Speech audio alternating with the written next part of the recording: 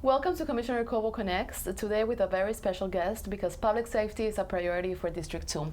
Chief Morales, welcome. How are you? I'm doing fantastic, Michelle. Thank you for having me. So I am very happy that you came and that you are connecting with our constituents virtually today through this virtual space because we've had concerns and questions regarding different crimes that before supposedly didn't used to happen as often, and our constituents are worried. And I want to start by a hate crime that happened in Coconut Grove with someone who was absurdly beaten up after some type of situation. Are we seeing more hate crimes in our area? Should we be worried? So historically, Miami has been an incredibly safe city, and we've seen very low incidents of hate crimes, right? The incident that happened was absolutely non-tolerable, and we don't stand for those incidents. So immediately we mobilized the full might of the Miami Police Department as we take those crimes very seriously. I'm happy to report that we were able to apprehend the offender of that incident yesterday, right in Coconut Grove, and we're working very closely with the State Attorney's Office to make sure that the charges are appropriate and that he's held accountable for his crimes. Are we seeing an increase in this type of crime? We have not seen an increase that relates to any type of hate crime, especially not in Coconut Grove or any other parts of the city. Let's talk about how home break-ins. I think that the area of Coconut Grove, and I'm not gonna mention right now Brickell or downtown, even though we've experimented in the past breaking in apartments in Brickell, Yes. for example. But there was one in Coconut Grove specifically. One of the victims actually wrote an email. She made it public. What happened with this case? So we had an individual that became very comfortable and very familiar with one of the apartment complexes off of Virginia Street, I believe, right?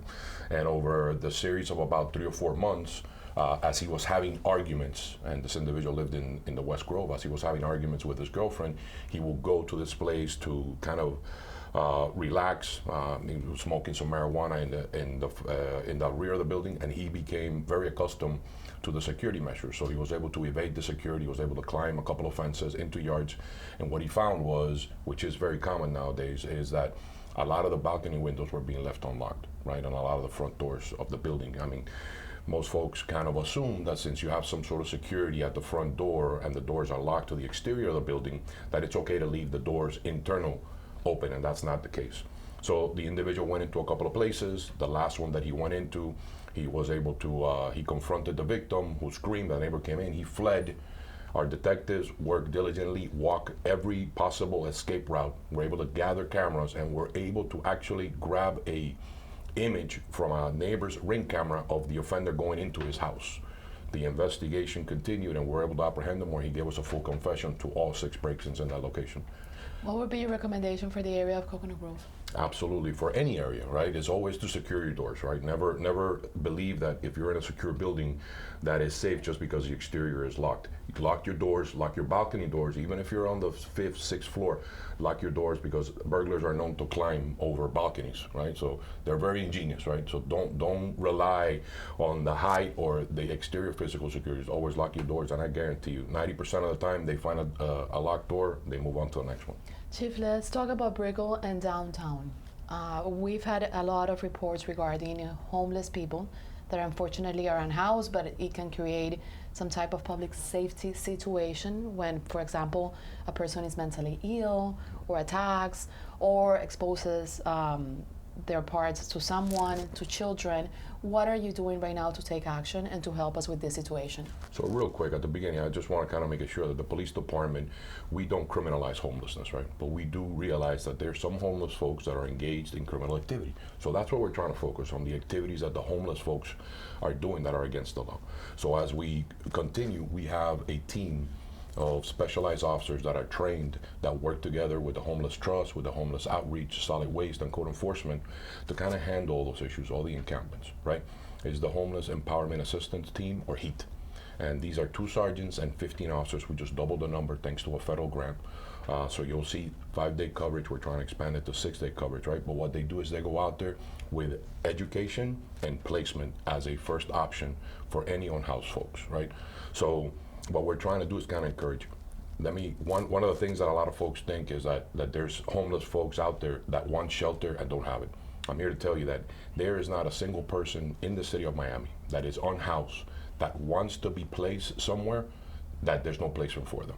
The folks that you see out there on the streets are what we call shelter resistance or help resistance, right? Those folks don't want to, for whatever reason, whether it be a mental illness, whether it be a narcotics addiction, those folks really don't want help. What we're trying to do is through maintenance and consistency, kind of get them into a way where we can get them some sort of services. So that's what we're doing. That's the way that we approach placement versus enforcement.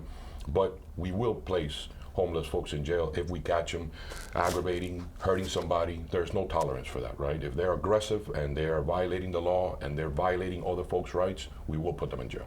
What can we do to increase marine patrol? So as we see, the waterways are incredibly busy. We're working on a couple of grants right now. We have a Marine Patrol unit that it is a lieutenant, 2 sergeants, 12 officers. It includes 10 boats. We just got a brand new boat from UASI grant, which is a federal program that gives us equipment that we actually didn't pay for it, but we have almost a $500,000 boat that we use not only for SWAT operations, but for Marine Patrol. It's really hard to do sound mitigation, right? Oh, absolutely. So as we're looking to it, we do enforce the party boats, the jet skis, illegal charters, boat safety. They're out there when they're anchoring the wrong places. I mean, a myriad of things. They're the ones that dive to get cars and rescue people from the water. So they're quite busy, and we're looking to expand them to put just a Marine Patrol detail permanently on the Miami River, because we've seen a lot of increased activity. I want to close with crime statistics for this month. And I would, of course, love to invite you next month so we can give an update. Perfect. So across and looking at District 2, starting in the Grove, we have seen some challenges, even though the robberies are down probably 20% and all violent crime across the city is down. Aggravated assaults are down probably 22% in Covo Grove. So gun violence, we're doing a fantastic job. We need to do a little bit of a better job when it comes to property crimes, especially when it comes to the porch pirates and the car break-ins. I need to remind our listeners, please, our viewers, to lock your vehicle. Don't leave any valuables in your vehicle. Lock them. Make sure you take your keys inside.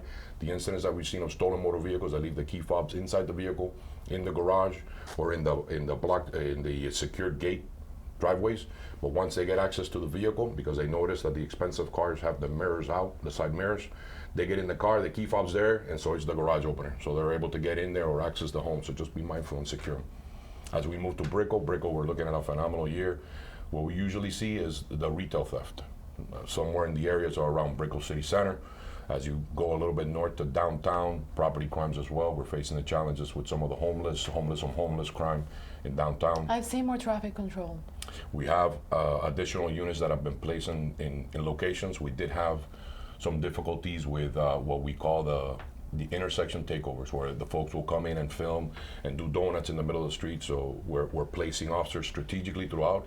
We have partnered up with Miami-Dade Police that has a task force that goes out every weekend and makes arrests of these folks that are out there. That's incredibly dangerous. And when you say downtown, you're also including Edgewater, I can imagine. Oh, absolutely, absolutely. That's one of our main concerns, and one of the things that we're focusing on Edgewater is not only the traffic, but also as well, we've seen some homeless individuals as well. So our strategies kind of shift as we go from neighborhood to neighborhood based on the needs of that neighborhood. And what about Morningside?